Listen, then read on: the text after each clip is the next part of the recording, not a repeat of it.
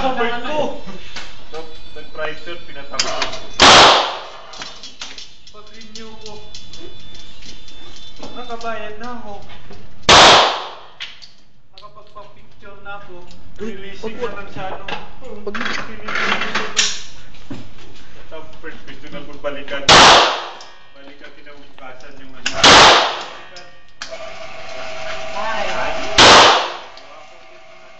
Isang buwan pa kasi. Kailangan 5 months eh. Bago mo yun. Eh gusto kong kasi nag-apply na ako. Hayaan mo yun, Rick. Bakit ka ba ako student permit dati? Ayun, 3 linggo, 2 student. Akin.